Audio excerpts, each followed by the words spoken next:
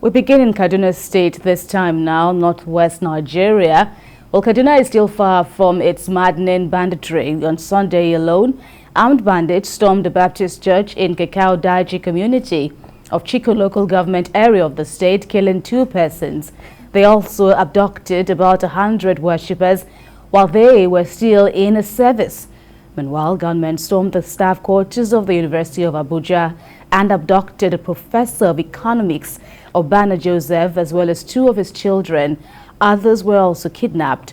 Many Nigerians are of the view that the Uni Abuja attack is evitable, and that is how we begin our discussions at this time. I begin with you, Cyril. Well, to what extent could it indeed have been avoidable, talking about the attack at the University of Abuja staff quarters? Well, there are a few. So first of all, yes, it could have been avoided entirely. This is an enclosed place. You have a university environment 20 minutes away from the international airport.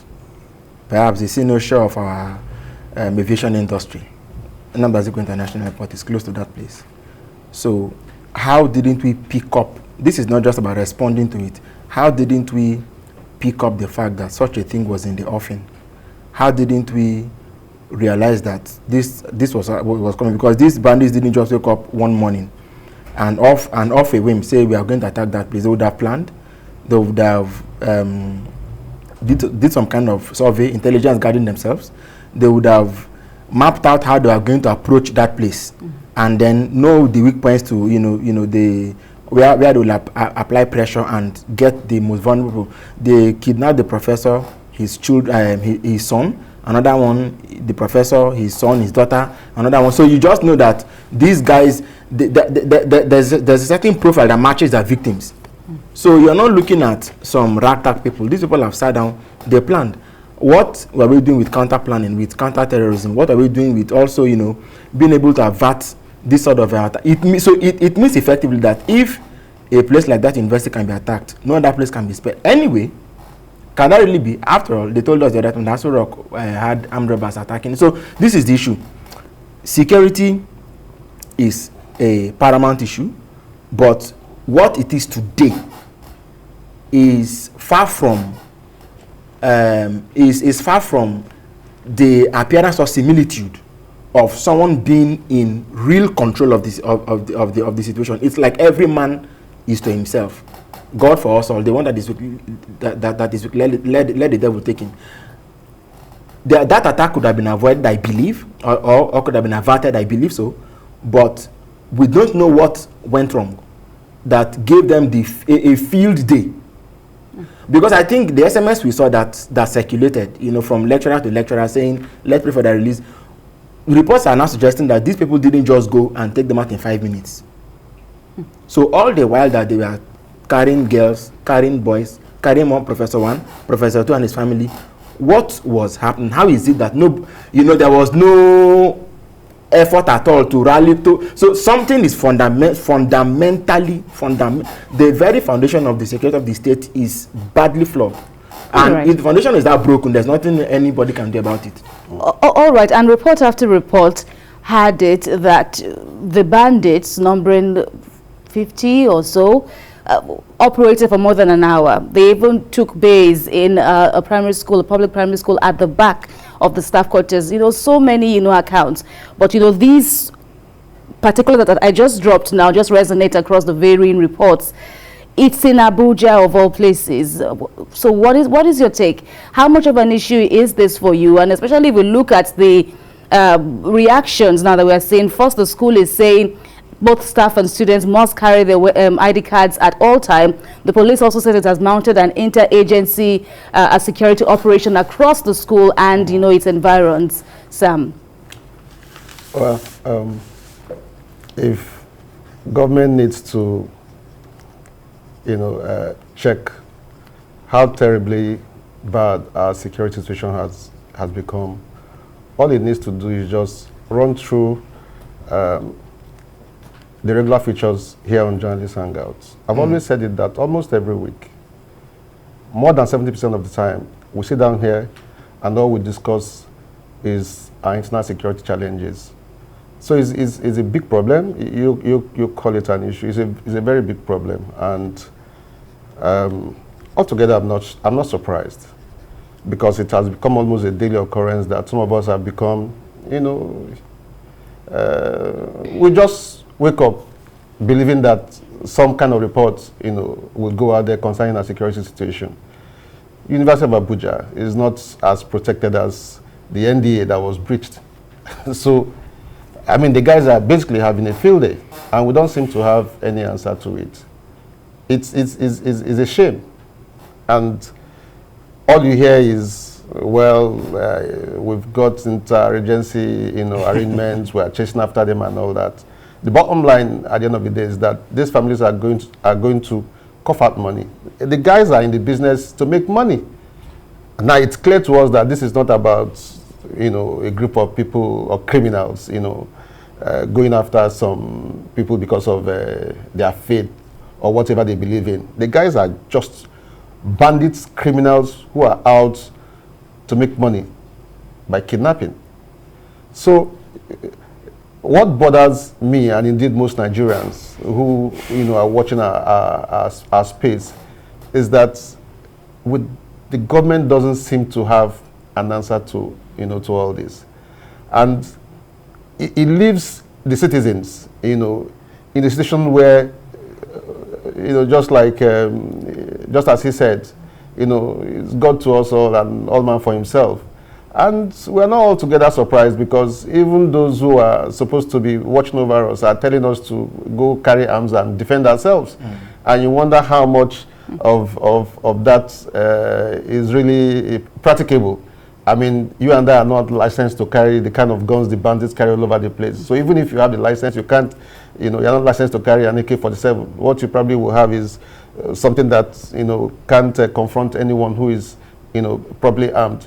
So all we can do at this forum is continue to, you know, call out government to do what is needful. Their primary responsibility is to protect lives and property. It's a shame that just next door, and we have been warned in the past that these guys are very close to the seat of power. Now it's becoming, you know, even more glaring that they can just walk in anywhere and pick anyone. If they could breach our, you know, military institutions, I mean, what else? What else? And I think that our authorities, especially those who, you know, have the task of managing our schools, we need to also begin to be proactive. You know, the footage that I saw about University of Abuja, the staff quarters, indicated that there were no, you know, there was no perimeter fencing, and so the guys just basically strolled in and then walked away using the bush path and all that. So what will the security agencies do but tell us that they're after them? I can tell you that at the end of the day, no culprits will be found, no sanction will matter that to any person, and families will just go home and lick their wounds and spend the little that they have saved over the years. It's a shame. Government must take responsibility. We can't stop talking about it. That is what they have signed up to do, and we've given them the power to do that on our behalf. Asking us to go carry our cross is playing the ostrich. They know that we cannot effectively defend ourselves without the law, you know, empowering us to do as much as that. Otherwise, you have a descent into anarchy where everybody is carrying a gun to protect him or herself. And the issue with this banditry, if you look at you know, the terrors they're unleashing, not just in the northwest, but now we are seeing in elsewhere. If we look at, you know, the operations, the partners in crime, so to speak. Let's check out what is happening in Kaduna State, for example. Some have also said that this particular attack now, where hundreds of worshippers were kidnapped, you know, as well as the murders that also occurred, was worsened. The problem was worsened due to the shutdown of telecom services. Where do you stand in this argument? Because this also seems to be an unresolved debate. No, I for one, I was highly suspicious of the shutting down of telecom services. Now, if that suspicion was unfounded, what we have on our hands is clear evidence that whoever thought of that policy either didn't think it through thoroughly or just wanted to set the stage to worsen a very bad situation. How do you go to a place to kidnap up to 100 persons? How do you convey them from point 1 to point 2? Who is deceiving who in this country? We're not children. We're seeing this drama unravel. And I hope that, you know, the people who are stoking this fire will, because there are questions that must be answered. You shut down telecom services. Now it has become counterproductive. Kemi, are you aware that the chairman of CAN in Kaduna State, in one of the reports in which was quoted, one of the relatives of the kidnappers was telling the family, one of the kidnappers was telling a relative of their victim that for the fact that they had to trek a long distance, even the band stretched them out. Yes, to get what's it called, to get network to reach the family, that had now led to inflation in the industry of kidnapping, that now inflated the ransom that they are going to pay. Is it possible? So what the shutting out? So is anybody is anybody in the anti-terrorism unit and all those places, are they also being able to monitor this kind of phone calls and to triangulate and determine where these calls are emanating from, and to be able to use that as, you know, a means of getting across to them? But I'm not also foolish. These same bandits, there are Nigerians who have been visiting them, having conversations with them. The informants. Not informants. Informants are wanting to deal with. There are Nigerians who have been going to bandit camps across the northwest and maybe northeast or wherever, and I've been having meetings with them, and I've been coming back to tell us what the bandits said, true or false. So this is not the time to, for me, I'm saying that, you know, let God hasten the day when he will judge the haters of this country. I have not, because I can't take up a weapon. See what I was going to suggest. I was going to say that now that we find ourselves in this extremely porous circumstance, we find ourselves in a situation where nobody is defending you. You're on your own. It is every man to himself. Can government back up its statement about defend yourself by going to university campuses where you have staff quarters, going to police staff quarters, go to civil servant staff quarters, and start teaching self-defense? It shouldn't be left to the Boy Scout and civil and what's the other one? Man over. Can we now make self-defense a natural feature of our civil life? I wonder why people don't. Assuming that is the way to go. No, it can be a first step. This is the point. All the countries that even make compulsory military enrollment a national, as part of the national policy, these laws are born out of circumstance. If nothing was happening and we are brought to this sort of idea, we would have said to achieve what? But you need it, Kemi. Why do they teach young girls self-defense? It is because when the rapist comes, you find a way to ward him off. Every girl at the age of 13, 14, 15 must learn self-defense. There are schools where you will have to learn it. It is for your self-protection. So if as a country we have come to this crossroads, we've come to this, we've already passed the tipping point. But just to say whatever is left of it, we must be able. The reality is this. Let me even explain. In the US, there's a debate about gun control. But the fact is that if somebody knows that you have a weapon, that you are armed, and he wants to come after you, he will think twice. But then see where that has also, you know, led the US to. Let me put you on hold, Cyril. We will get back, you know, get more feel of this topic from you. But let's hear from Sam. Okay, yeah. I think the issue here is the sincerity on the part of our leaders, you know, concerning whether they really do mean what they say when they ask citizens, you know, to defend themselves. We have had calls, even by governors, who have said, let everyone, you know, bear arms and defend themselves. But I have argued here, you know, that without proper regulation, I fear that we're going to, you know, descend into anarchy. We already have a crisis on our hands where our security operatives appear to have lost control, okay, of are securing, lives and property. So what happens when people just wake up and everybody is carrying arms? It's going to be difficult. So it boils down to government doing what is right and showing some sense of urgency in what needs to be done. What we have at the moment is a situation where the government is so laid back, nobody appears to be taking the situation very serious, in spite of all the stats that, stare us in the face. So we seem to have, raised up our hands in surrender and say, okay, fine, things will sort out themselves. But it's not happening that way. The whole thing appears to be turned into a huge joke. And I don't want to believe the reports that we have read, that the same bandits told their victims that, look, because, it cost us more money to go search, to go access network elsewhere, then you have to pay more. It's a shame. The irony of it is that you have technology as a vehicle that can help you fight this war.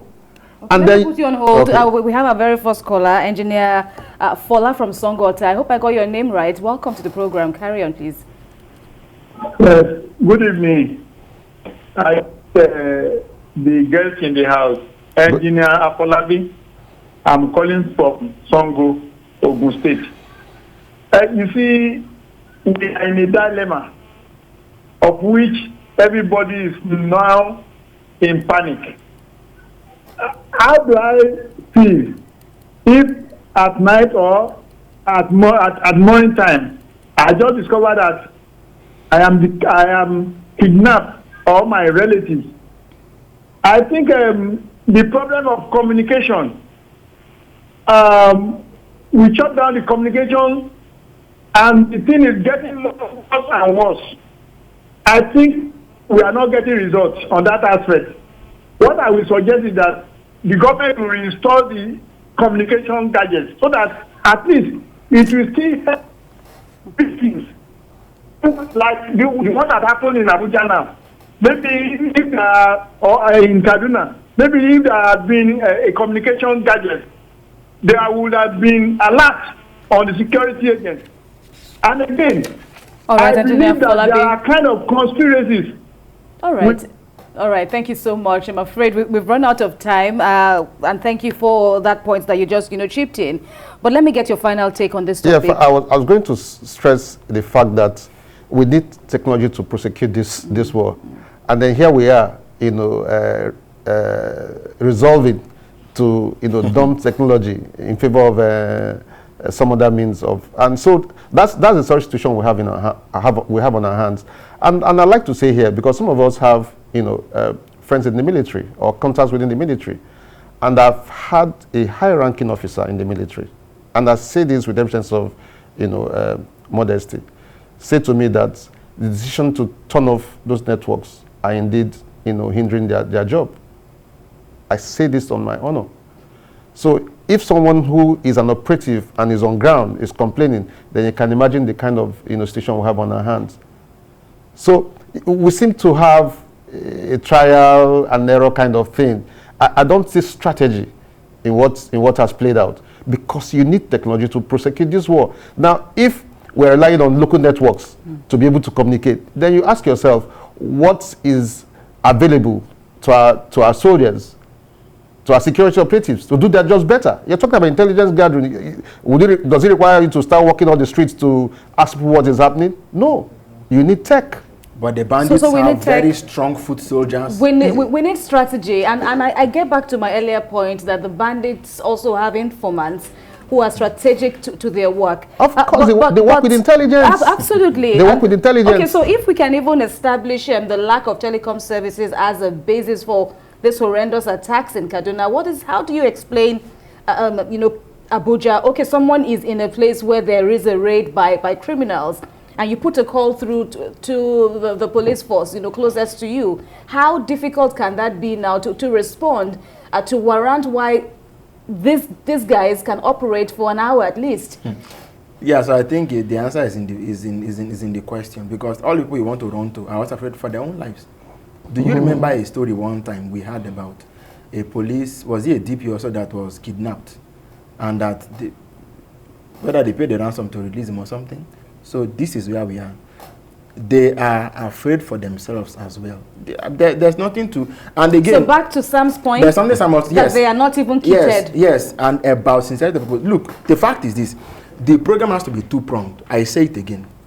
One, while you're dealing with the enemy and incapacitating him, you must now give capacity to the victim to make sure that the victim is his own first line of defense. Okay, I put you on hold again. We have Garba from Makode. Welcome. Please carry on. And please make it brief. All right, good evening. You see, my take on this, honestly, if the government does not address the issue of unemployment, there is no way that we can succeed in this issue. The truth. Let's tell you the truth. You see, it's not the first time that they entered a school. They did it in Zaria, Polytechnic. They did it in Kaduna. And if you look at it, they now come with it in Abuja. They do it in Niger State. If they think that they are safe in Abuja, they are not safe also. Honestly, they need to do the needful. Issue of unemployment needs to be addressed. If not, I'm sorry to say they have a nice day in Lagos. Thank you very much, Garba. Thank you very much. Okay, so Cyril? Yes. Yeah. So what I was saying was that, look, it must be two-pronged. You must now go back, because every citizen must be his own first line of defense. We found when people say there are many light arms and weapons across Nigeria, arms are everywhere. In whose hands are these arms and weapons? They are in the hands of those. What's the level of regulation? It is in the hands of those in whose hands it shouldn't be. So when you mop those up, you make sure that, and it must be weapons, anyways, it must be the ability for somebody to be able to defend himself if he is attacked by the wrong person. If we don't do that, what else are we going to do? I maintain again that if those bandits who went to the Kaduna Baptist Church, how many were there that were able to round up more than 100 people? How do you even transport? Those people were clearly out of their wits. They didn't know what to do, so they just perhaps willingly said, let's usually just go, so to avoid being killed or being injured. That's what happened. Is that the way it should be? Okay, but sorry. As beautiful as the argument is, you know that you and I will need legislation to get these things through. Fine, but it boils down to how are we able to maximize or optimize the kind of architecture, security architecture that we have even laid in place for the protection of lives and property in this country. I think there are just too many gaps. All right. Well, Sam, I want Cyril to address that issue of regulation of gun ownership, if indeed we get, if and when we get to that point. No, it means that we are now going to rework our national security policy, beginning with the citizen as the first man to defend himself, and to see that the defense of himself as the defense of the republic. That is the first thing that ought to be done. And then there'll be regulation. We can borrow from what obtains in other climes. Your level of training, there should be this where you can go be trained and be certified, determines the set of weapon that you're going to hold. And please don't get me wrong, I didn't even think of gun ownership as the solution to the problem. What I was talking about was basically self-defense. That if somebody came into your space, you are fully equipped to be able. The first reaction. And so if gun ownership was going to be part of the equation, so be it. So be it. All right. We'll rest the conversation at this point. Take a break, and that is very much needed.